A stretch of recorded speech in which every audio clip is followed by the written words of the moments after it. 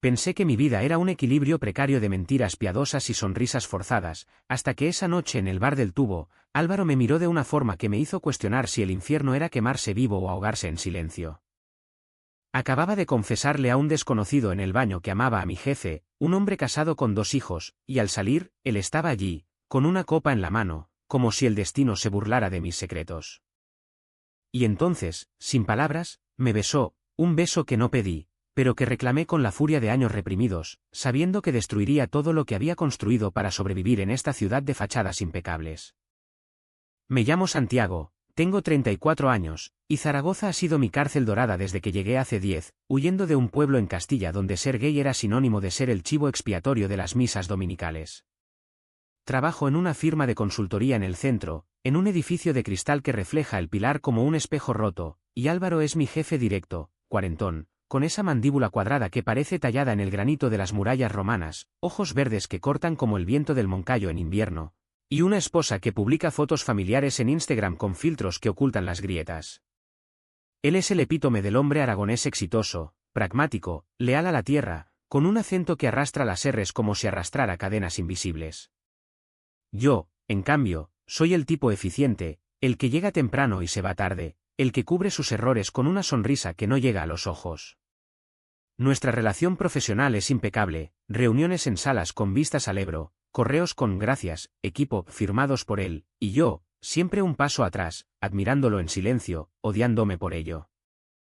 Pero debajo de esa capa de profesionalismo, hay un vacío que me come vivo. Vivo solo en un piso diminuto en el casco viejo, con paredes que absorben el eco de mis noches en vela, reproduciendo en mi mente cada roce accidental en la oficina, su mano en mi hombro al felicitarme por un informe, el olor a colonia cítrica que deja cuando pasa a mi lado. Mi familia, allá en el pueblo, cree que soy el hijo soltero dedicado al trabajo. Mi madre me envía paquetes de migas con chorizo, adjuntando rosarios que protegen de tentaciones. Nunca les he dicho la verdad, porque en Zaragoza, ciudad de tradiciones y procesiones, ser abiertamente gay no es un escándalo, pero serlo en un círculo conservador como el nuestro es firmar tu propia sentencia de aislamiento. Álvaro lo sabe, o al menos intuye. Una vez, en una cena de empresa en el Parador del Aseo, me pilló mirando sus labios mientras hablaba de fusiones empresariales, y solo dijo: «Santi, ¿estás bien? Pareces distraído». Su voz, grave y preocupada, me dejó temblando, y respondí con una risa tonta, culpando al vino. Esa noche en el Tubo empezó como cualquier viernes, la oficina cerraba temprano por San Valero, y el equipo insistió en unas cañas en el bar El Tubo, ese laberinto de tabernas donde el aire huele a fritanga y a humo de puro, y las paredes están tan cerca que obligan a la intimidad. Yo no quería ir, mi plan era volver a casa, abrir una cerveza y perderme en una serie que me recordara que el amor prohibido siempre acaba en tragedia. Pero Álvaro, con esa autoridad casual que tiene, me dijo: «Santi, vente. Necesitas desconectar». Su invitación no era una orden, pero sonaba como una, y yo, como siempre, obedecí. El bar estaba abarrotado, camareros gritando pedidos, risas que rebotaban en los techos bajos, y el jaleo de un grupo de universitarios jugando al mus en la mesa de al lado. Nos sentamos en una esquina, él con su camisa remangada mostrando antebrazos velludos que me distraían, yo con mi polo ajustado que disimulaba lo suficiente para no llamar la atención. Hablamos de trabajo al principio, el próximo proyecto con clientes de Barcelona, las quejas del jefe superior sobre presupuestos. Pero el alcohol afloja las lenguas, y pronto derivamos en lo personal. Él mencionó a su mujer, Laura, y como los niños, un niño de 8 y una niña de 5, lo volvían loco con sus partidos de fútbol en el Parque Grande. «Son mi ancla, Santi», dijo, y su mirada se nubló un segundo, como si esa ancla lo hundiera más que lo estabilizara. Yo asentí, sorbiendo mi vino, sintiendo el peso de mi propia soledad como una losa.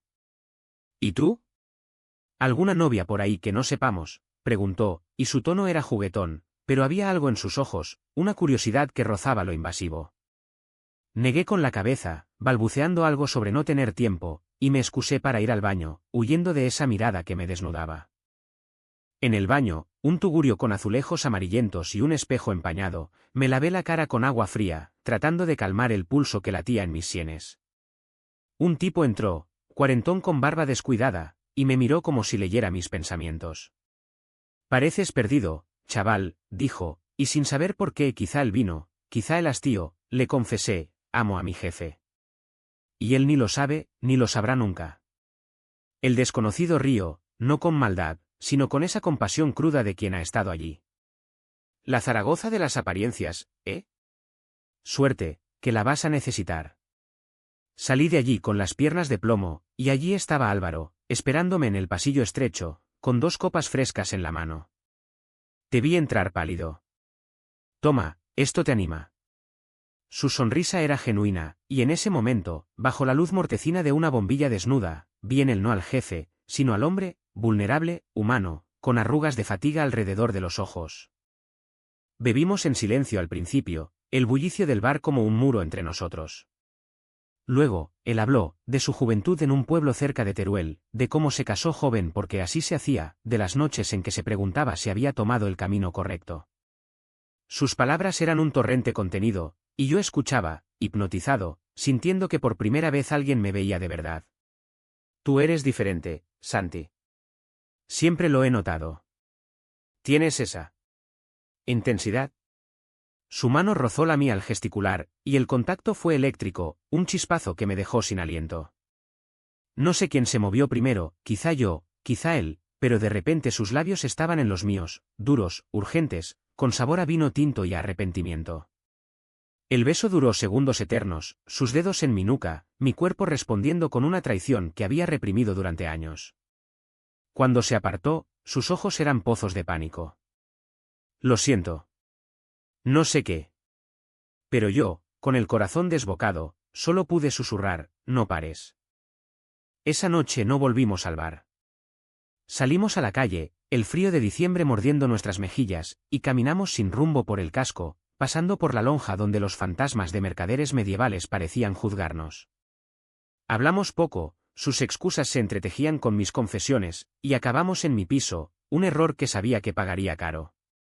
Su cuerpo sobre el mío fue una revelación, piel áspera contra la mía suave, gemidos ahogados que llenaban el silencio de mi habitación. Por primera vez, me sentí entero, no fragmentado en el hombre que fingía ser. Pero al amanecer, cuando se vistió a toda prisa, murmurando sobre la familia y el trabajo, el vacío regresó, más hondo, como el Ebro después de una tormenta. Los días siguientes fueron un limbo. En la oficina, evitaba su mirada, él, con esa profesionalidad aragonesa, fingía normalidad, pero yo notaba los temblores en su voz durante las reuniones, el modo en que su bolígrafo tamborileaba contra la mesa. ¿Mi mente era un torbellino, había sido real, o solo un lapsus etílico? Por las noches, revivía cada detalle, su aliento en mi cuello, el peso de su cuerpo, y me odiaba por desear más. Zaragoza, con su rutina implacable de mercados en la Plaza del Pilar y cafés en la calle Alfonso, se convertía en un escenario de tortura sutil. Veía parejas paseando por el tubo, manos entrelazadas sin miedo, y me preguntaba si alguna vez tendría eso, o si mi secreto me condenaría a ser el eterno observador. Una semana después, en una cena familiar que mi madre insistió en organizar, ella había venido de visita, trayendo ollas de ternasco que olían a hogar y a culpa, recibí un mensaje suyo: necesitamos hablar. Mañana, mi despacho, 8. Mi estómago se revolvió, sabía que era el fin. Esa noche, soñé con él, no con el amante, sino con el hombre roto que había vislumbrado, y me desperté con lágrimas que no pude contener. Al día siguiente, entré en su despacho con el corazón en la garganta, el sol filtrándose por las persianas como cuchillos de luz. Álvaro estaba de pie junto a la ventana, mirando el río que serpenteaba perezoso bajo el puente de Isabel II, su silueta recortada contra el cielo plomizo de un lunes cualquiera en Zaragoza. No me miró cuando entré, solo señaló la silla frente a su escritorio, un mueble de roble macizo que parecía absorber las confesiones como una esponja.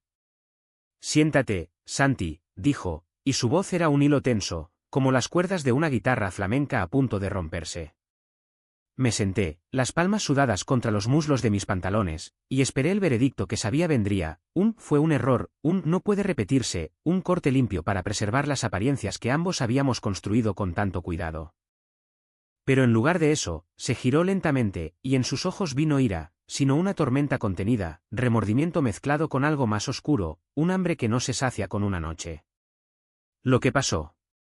No planeaba que ocurriera, empezó, sentándose al fin, sus manos entrelazadas como en oración. Tengo una vida, Santi. Laura, los niños, esta empresa que es mi legado. Pero tú. Joder, tú me has hecho cuestionar todo. Sus palabras fueron un puñetazo al pecho. Por un momento, quise creer que era el comienzo de algo, no el fin. Le conté entonces, en un torrente que no pude detener, sobre mis años de silencio, el rechazo de mi padre cuando, a los 17, lo pillé oliendo mi ropa interior y fingí que era un juego, las citas fallidas en apps donde Zaragoza se revelaba más conservadora de lo que sus festivales multicolores prometían, la soledad que me había convertido en un experto en máscaras. Él escuchó, inmóvil, y cuando terminé, solo dijo, yo también he mentido. Toda mi vida. Esa confesión mutua fue el pegamento frágil que nos unió en las semanas siguientes. No fue romántico, no como en las películas donde el amor prohibido florece en rosas y promesas, fue crudo, como el vino peleón que bebíamos en rincones olvidados del Gancho, el barrio obrero donde nadie pregunta por tu vida privada. Nos veíamos a hurtadillas, un almuerzo de trabajo en un mesón de la calle San Blas, donde sus pies rozaban los míos bajo la mesa, mensajes codificados sobre informes pendientes, que en realidad eran códigos para «te necesito». Álvaro era un torbellino de contradicciones, en la oficina, el jefe exigente que me asignaba las tareas más duras, como si castigarse a sí mismo por desearme, en privado, un hombre que se deshacía en mis brazos, susurrando «perdóname» mientras me besaba el cuello, como si cada caricia fuera un pecado que reclamaba absolución. Pero la Vic ACH no tardó en filtrarse, como el agua del Ebro que se cuela por las grietas de los viejos puentes. Laura empezó a notar cambios, sus ausencias por trabajo, el modo en que revisaba el teléfono con paranoia. Una noche, después de hacer el amor en un hotel discreto cerca de la Estación del Carmen, un lugar anodino con sábanas que olían a desinfectante, me confesó que ella sospechaba. Me preguntó si había alguien. Le dije que no, pero... Dios, Santi, la estoy destruyendo. Su voz se quebró, y por primera vez vi lágrimas en sus ojos, no de placer, sino de puro agotamiento. Yo lo abracé, pero en mi interior, una voz sádica susurraba, bien, que sufra ella un poco, por todas las noches que yo he sufrido solo. Era injusto, lo sabía, Laura no era la villana, solo una mujer atrapada en un matrimonio que se deshilachaba por los bordes. Pero el resentimiento es un veneno lento, y el mío se filtraba en cada encuentro, convirtiendo el deseo en algo punzante, como vidrios rotos bajo la piel. En la oficina, la tensión se acumulaba como nubes antes de la gota fría. Colegas notaban nuestra cercanía, un comentario jocoso de María, la secretaria, sobre el dúo dinámico que pasa más tiempo juntos que casados, una mirada ceñuda del director general durante una presentación, como si oliera el secreto en el aire. Yo me volvía paranoico, borraba mensajes con frenesí, evitaba tocarme el pelo por miedo a que oliera a su colonia. Álvaro, por su parte, se endurecía, críticas más duras en mis informes, reuniones donde me interrumpía con frialdad, como si alejándome pudiera exorcizar lo que sentíamos. Una tarde, en el ascensor vacío, me acorraló contra la pared, su aliento caliente en mi oreja, no puedo parar de pensarte. Es una locura. Sus labios rozaron los míos, un beso robado que duró el trayecto de 10 pisos, y cuando las puertas se abrieron, salimos como si nada, pero mi corazón latía con la fuerza de un tambor de jota. La ciudad conspiraba contra nosotros. Zaragoza, con su mezcla de lo antiguo y lo moderno, las murallas romanas al lado de centros comerciales relucientes, reflejaba nuestra dualidad, fachadas intactas, pero ruinas debajo. Paseábamos por el parque José Antonio, fingiendo ser amigos, pero sus manos buscaban las mías en la penumbra de los rosales.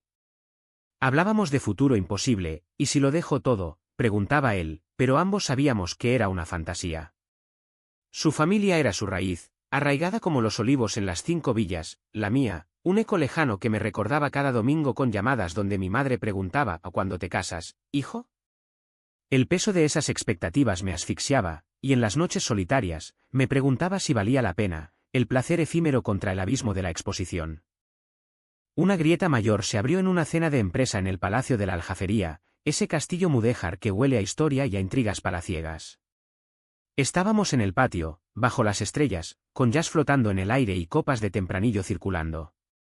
Álvaro bebió demasiado, y en un momento de descuido, su mano se posó en mi cintura, un gesto posesivo que no pasó desapercibido.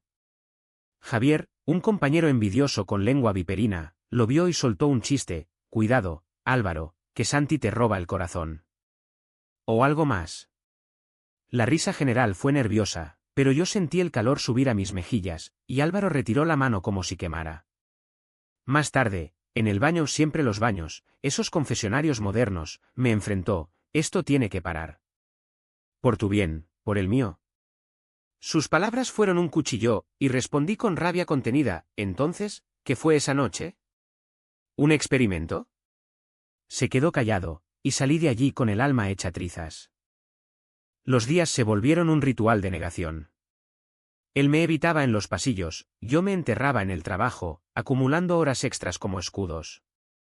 Pero el deseo no se apaga con silencio, crece, como maleza en las grietas del asfalto del Paseo Independencia.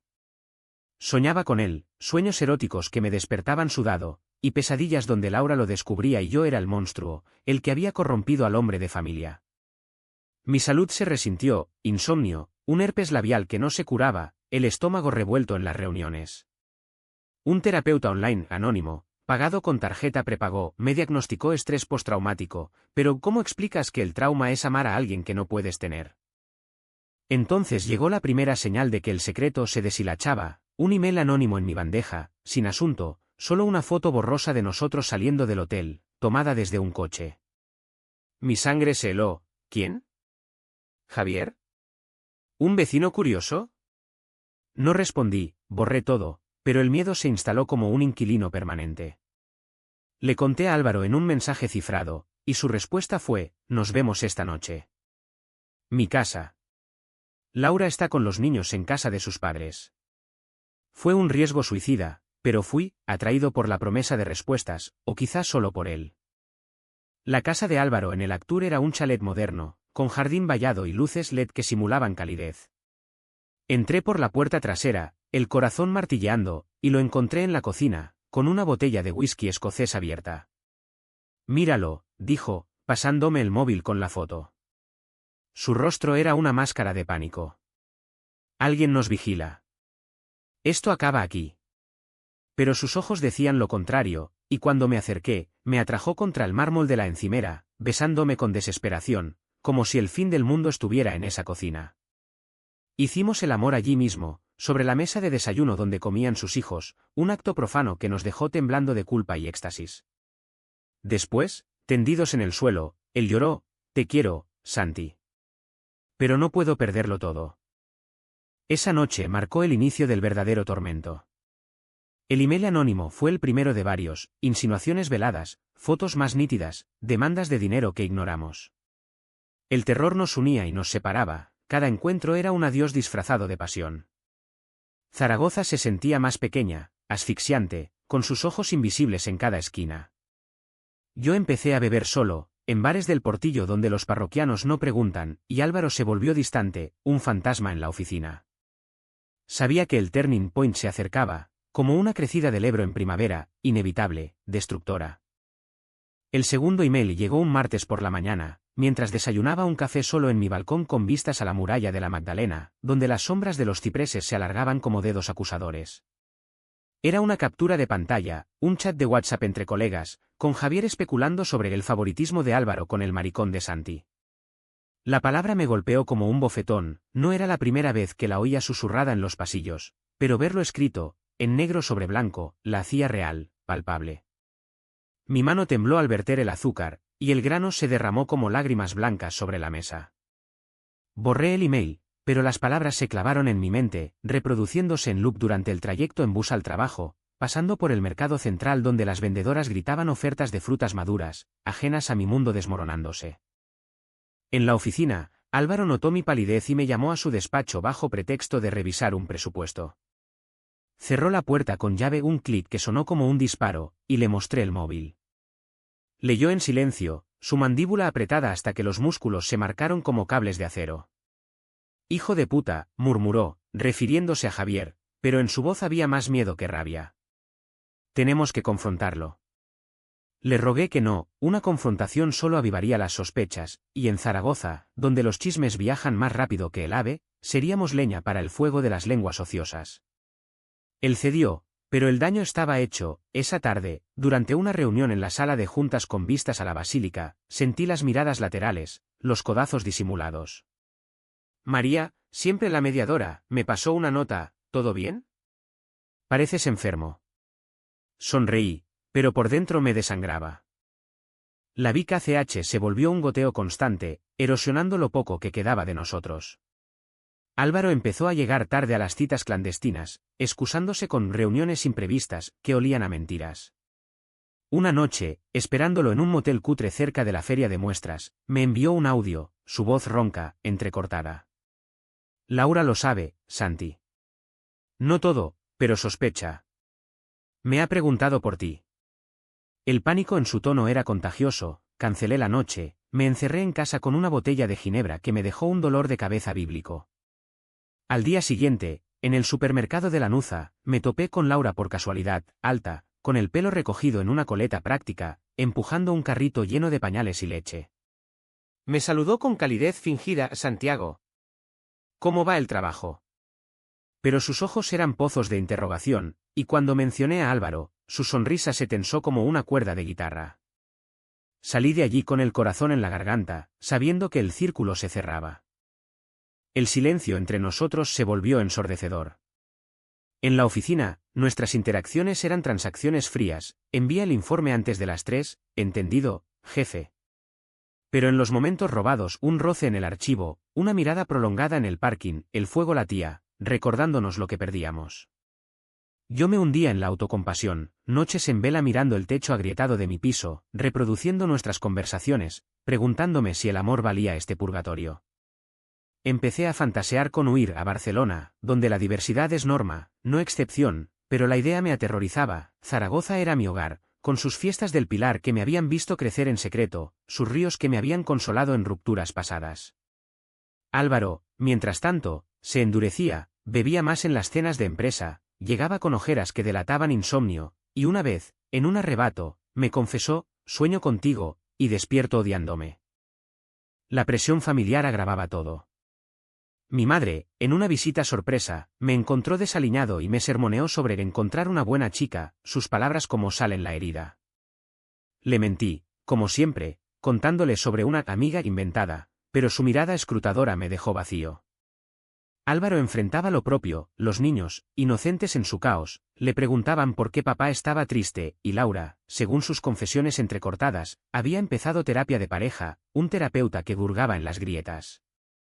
Cada detalle que compartía era una daga, imaginaba sus cenas familiares en el comedor con vistas al jardín, risas que yo nunca provocaría, y el resentimiento crecía, convirtiendo mi amor en algo tóxico, posesivo.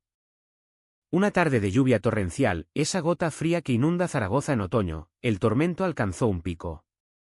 Estaba en el gym del barrio, sudando en la cinta, cuando Javier se acercó, con esa sonrisa de tiburón. Oye, Santi, ¿tú y Álvaro? Solo digo, cuida tu carrera. No era una pregunta, era una amenaza velada, y salí de allí temblando, llamando a Álvaro desde un teléfono público en la Plaza de España, bajo la estatua de Goya que parecía juzgarme. Tenemos que parar, le dije, y él, al otro lado, solo suspiró, lo sé. Pero duele, joder. Colgué, y caminé bajo la lluvia hasta el Ebro, dejando que el agua me empapara, lavando el sudor y la culpa, pero no el vacío. El DDN se volvió insoportable. Empecé a cometer errores en el trabajo, un cálculo equivocado en un informe que Álvaro tuvo que corregir, ganándome una reprimenda pública que dolió más por su falsedad que por su dureza. Colegas cuchicheaban, un ascenso que esperaba se evaporó, asignado a otro.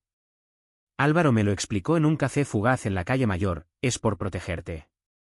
Si nos asocian demasiado. Pero sus palabras sonaban huecas, y por primera vez, le grité en susurros, me estás destruyendo por salvar tu piel. Se quedó pálido, y salí dejándolo allí, con la taza humeante enfriándose como nuestra conexión. Las noches se volvieron rituales de autodestrucción, pornografía gay en el portátil, buscando en rostros anónimos el eco de Álvaro, masturbándome con rabia más que placer. Soñaba con confrontaciones, yo irrumpiendo en su casa, exigiendo que eligiera, o peor, con el email anónimo explotando en una bomba que destruía vidas. La ciudad, ante refugio, se volvía hostil, cada pareja homosexual que veía en el barrio de la Magdalena era un recordatorio de lo que negaba, cada procesión religiosa, un sermón contra mi existencia. Mi terapeuta online me urgía a hablar con él, pero ¿qué decir? ¿Que lo amaba lo suficiente para destruirlo todo? El punto de no retorno llegó en una noche de diciembre, con vientos del cierzo que aullaban como lobos en las streets del casco. Recibí una llamada de Álvaro a las 2 de la mañana, su voz ebria, desesperada. Ven. Por favor. No puedo más. Fui, contra todo instinto, a su casa. La puerta se abrió, y allí estaba, deshecho, camisa desabotonada, ojos rojos. Laura se ha ido con los niños a casa de su madre. Dice que necesita espacio. Me atrajo dentro, y nos perdimos en un sexo frenético, animal, sobre el sofá donde veían películas familiares. Pero al terminar, no hubo ternura, solo silencio pesado, roto por su confesión, el email. Era Javier. Me chantajeó por un ascenso. Le di el dinero, pero quiere más. El shock me dejó mudo. Mi jefe, mi amante, pagando por nuestro secreto como un criminal. Lo abracé, pero en mi interior, algo se rompió, la ilusión de que éramos víctimas de un destino cruel, no de nuestra cobardía. Esa noche, durmió en mi piso por primera vez, su cuerpo pesado contra el mío, pero el sueño no trajo paz, solo visiones de colapso inminente. Desperté con el sol filtrándose por las rendijas de las persianas, pintando rayas doradas sobre el cuerpo desnudo de Álvaro, que dormía a mi lado como un náufrago exhausto. Por un instante, el mundo fue perfecto, su pecho subiendo y bajando en ritmo pausado, el olor a sexo y sudor impregnando las sábanas, Zaragoza despertando allá abajo con el claxon de los autobuses y el aroma a pan recién horneado de la panadería de la esquina.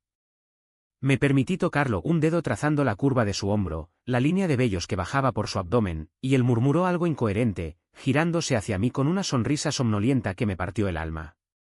Buenos días, amor, dijo, y esas palabras, dichas en la vulnerabilidad del alba, fueron el último clavo en mi ataúd emocional.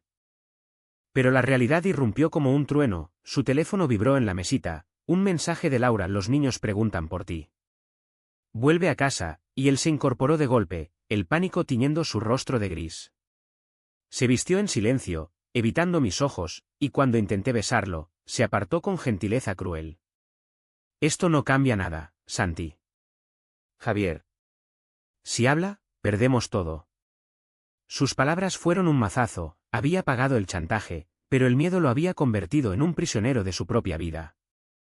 Lo vi irse desde la ventana, su figura encorvada cruzando la plaza empedrada, y me derrumbé en el suelo, sollozando como un niño, el peso de la noche anterior aplastándome como las losas del pilar. Ese día no fui a la oficina, llamé enfermo, una excusa que sonaba falsa incluso para mí. Me quedé en la cama, reproduciendo la escena en loop, su amor, su huida, el abismo entre nosotros. El punto de quiebre no fue el beso inicial, ni los emails, fue esa mañana, cuando vi en sus ojos la rendición. Amarlo se volvió una carga insoportable, un veneno que me mataba gota a gota. Por la tarde, salí a caminar por el sendero del Ebro, el río caudaloso como un espejo de mi caos interior, y por primera vez consideré el fin, no solo de nosotros, sino de mí. Me imaginé saltando al agua, dejando que la corriente me llevara, borrando el dolor en el olvido.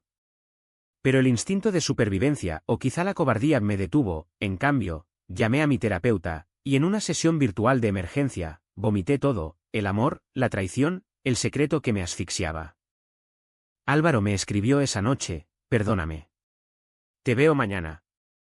No respondí, el silencio era mi única arma. Al día siguiente, en la oficina, nuestra interacción fue un baile de fantasmas, él pidiéndome archivos con voz neutra, yo entregándolos sin mirarlo. Pero el turning point explotó a mediodía, en la sala de descanso, donde Javier, que ese bastardo con sonrisa de alambre de púas, soltó la bomba. Estábamos solos, sirviéndonos café, cuando se acercó demasiado, su aliento a chicle de menta. Sé lo tuyo con el jefe, maricón. Y si no quieres que todos lo sepan, me debes un favor.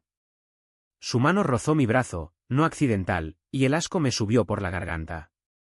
Lo aparté de un empujón, gritando: tócame otra vez y te denuncio, cabrón. La puerta se abrió en ese momento, María entró, pero el daño estaba hecho. Javier rió, saliendo con un ya veremos. Corrí al baño, hiperventilando, el espejo devolviéndome un rostro demacrado, ojos hundidos como pozos secos. Llamé a Álvaro, mi voz un hilo roto: Javier. Me ha amenazado. ¿En la sala? Él maldijo, prometiendo manejarlo, Pero yo ya no confiaba, su manejarlo siempre significaba protegerse a sí mismo primero. Colgué y me fui de la oficina, conduciendo sin rumbo hasta las afueras, hasta las ruinas de Caesar Augusta donde el pasado romano se desmoronaba en silencio. Allí, sentado en un anfiteatro fantasma, toqué fondo. El secreto no solo nos destruía a nosotros, sino que me convertía en una sombra de mí mismo, un hombre que se odiaba por amar, por desear, por existir. Lágrimas calientes rodaron por mis mejillas, mezclándose con el polvo del suelo, y en ese vórtice de dolor, algo se rompió, la lealtad ciega, el sacrificio mudo.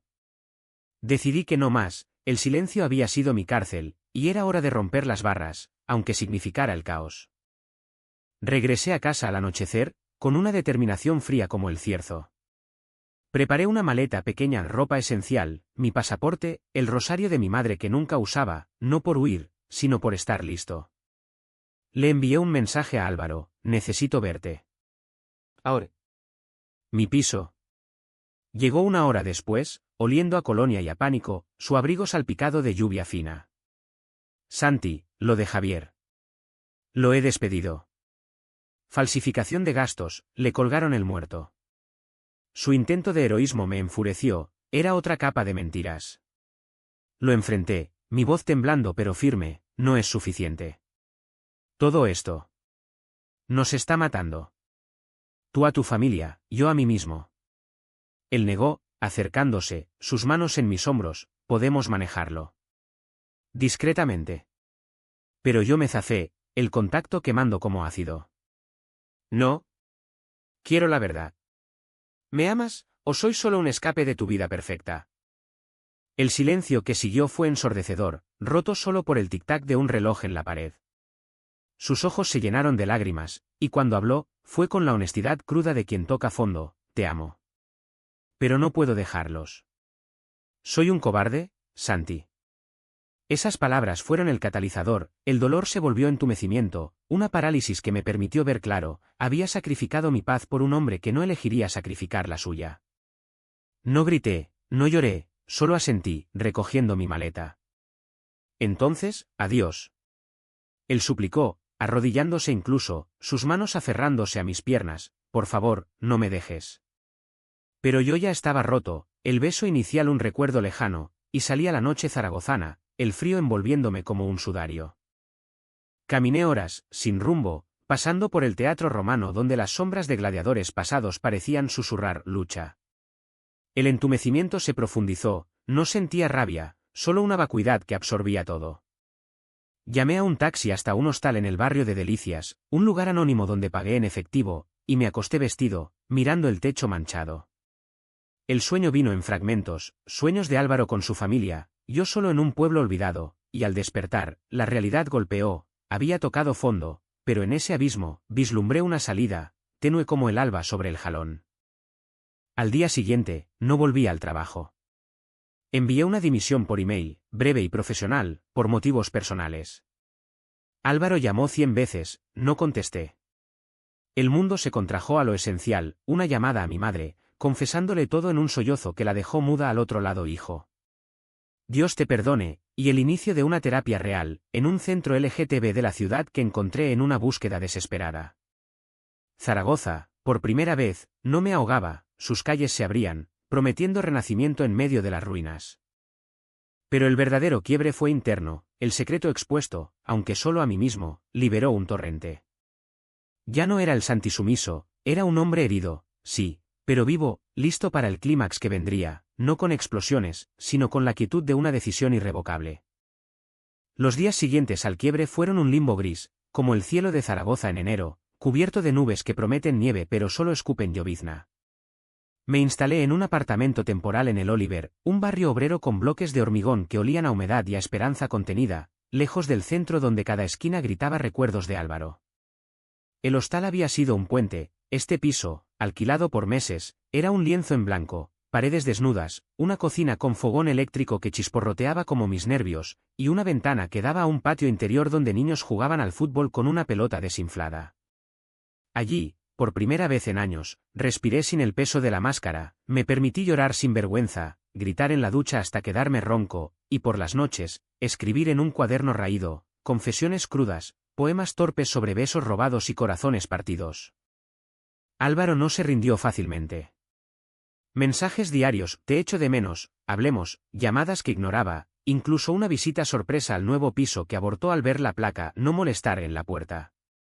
Su desesperación era palpable, filtrándose en detalles, un ramo de flores anónimas en la portería, con una nota que decía perdóname, por favor. Las devolví sin abrir, el perdón era un lujo que no podía permitirme aún, no cuando el dolor era tan fresco como una herida abierta. En cambio, me sumergí en la terapia, sesiones semanales con Elena, una psicóloga lesbiana de 50, con pelo corto plateado y ojos que veían más allá de las palabras. El amor no es sacrificio unilateral, me dijo en nuestra primera hora, y esas palabras se convirtieron en mantra, talladas en mi mente como las inscripciones en la SEO. La ciudad, mientras tanto, se transformaba en aliada. Me uní a un grupo de apoyo LGTB en el Centro de Recursos de la Diputación, un local modesto en la calle San José con carteles de Pride y tazas de té hirviendo.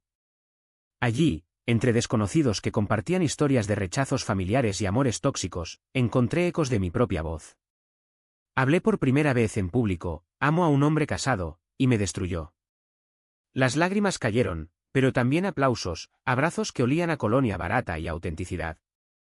Zaragoza, vista desde ese centro, no era la opresora, era un mosaico de resistencias, con bares queer en el Siero donde bailaba hasta el amanecer, sintiendo cuerpos contra el mío sin culpa, solo placer puro.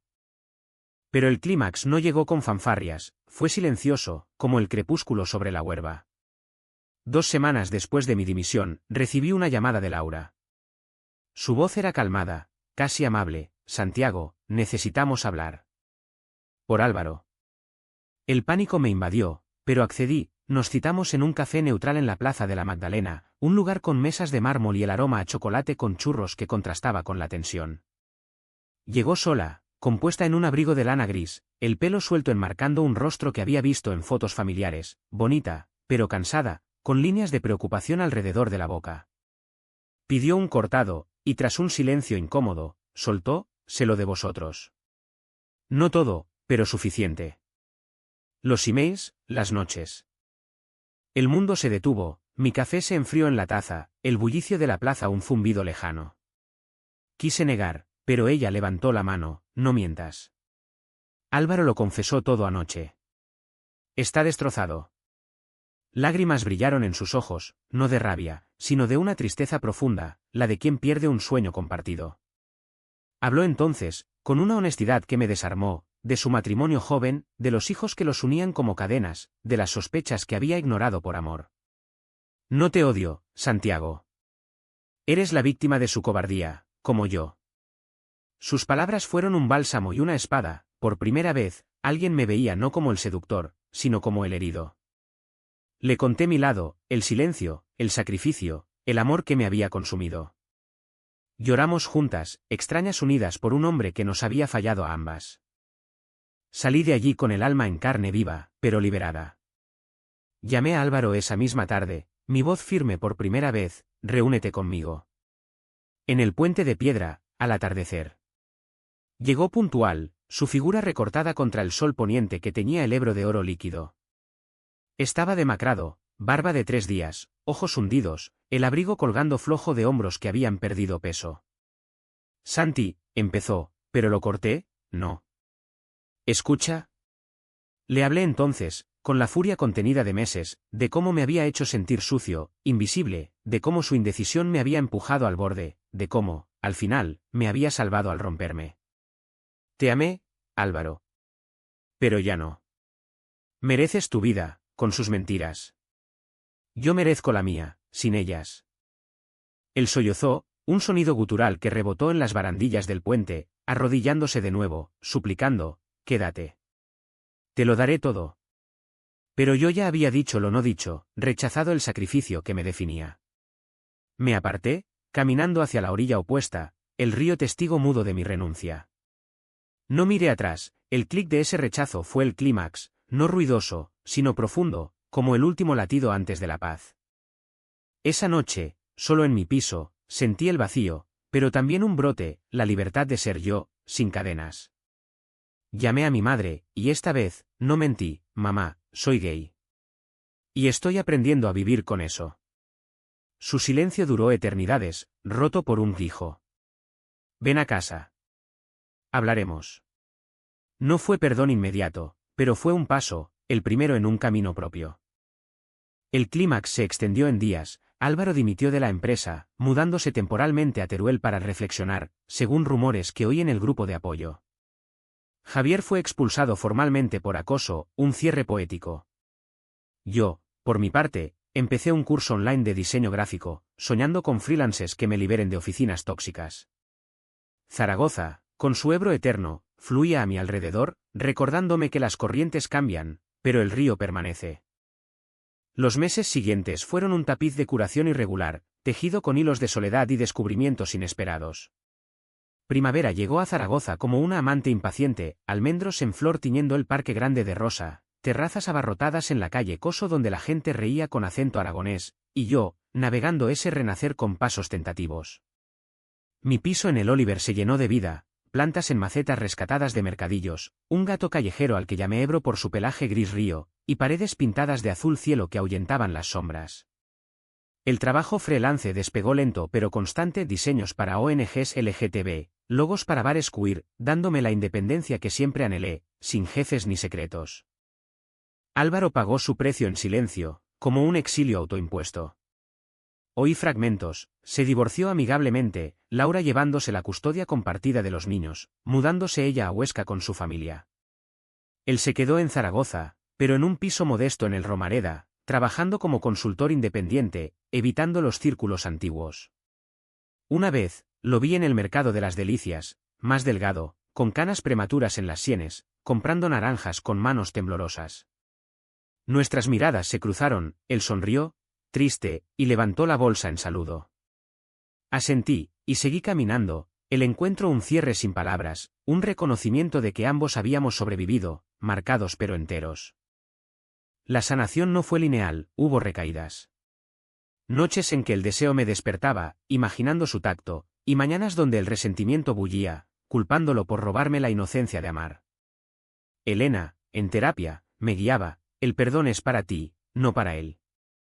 Perdoné, no con un gesto grandioso, sino en pequeños actos, quemando las notas de sus mensajes, bailando en una fiesta pride en la Plaza del Pilar donde el arco iris pintaba la basílica de colores imposibles. Mi madre visitó en junio, durante las fiestas, y hablamos horas en mi cocina, entre platos de paella y vinos de Cariñena. Lloró por mi dolor, por el hijo que perdió en mentiras, pero abrazó al que encontró, eres mi Santiago, siempre. No fue perfecto, sus rezos seguían llegando por correo, pero era progreso, un puente sobre el abismo familiar. La sociedad, esa bestia multifacética, también cobró su peaje. Rumores persistieron en la antigua oficina, un email colectivo de apoyo de colegas que leí con amargura, lleno de condiscendas. Pero también aliados surgieron, María, que me contrató para un diseño, confesando su bisexualidad tardía, un excompañero que organizó una cena donde brindamos por segundas oportunidades. Zaragoza, ciudad de contrastes, fiestas devotas y desfiles laicos, me enseñó que la aceptación es un músculo, se entrena en conversaciones incómodas, en rechazos que duelen pero fortalecen. Al final del verano, conocí a alguien, Mateo, un profesor de historia de 30, con risa contagiosa y ojos cafés que no ocultaban nada. Nos encontramos en una lectura poética en la Casa de las Culturas, recitando versos de Blas de Otero sobre amores imposibles.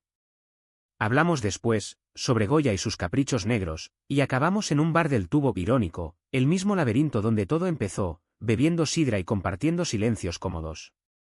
No fue pasión arrolladora, fue gentil, como el Ebro en estío, fluyendo sin prisas.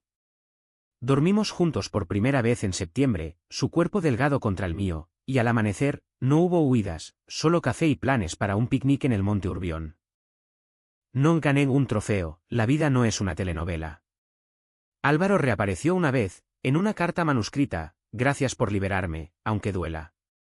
Sé feliz. La quemé en el balcón, las cenizas volando como confeti hacia el río. Laura, en un encuentro casual en el supermercado, me sonrió, somos supervivientes, ¿no? Asentí, y por primera vez, creí en redención compartida. Hoy, caminando por el puente de piedra al atardecer, con Mateo a mi lado, su mano en la mía, abierta al mundo, miro el Ebro y veo no abismo, sino corriente, vida que arrastra lo viejo, trayendo lo nuevo. La pregunta persiste, susurrada por el viento, ¿fue amor o lección? No importa, lo que queda es yo, entero, bajo el cielo aragonés que, al fin, brilla para mí. Y en las noches quietas, cuando el gato ronronea a mis pies, me pregunto, si el destino me pusiera otra copa en la mano, ¿la aceptaría? Sonrío, porque ahora sé la respuesta, solo si viene sin cadenas.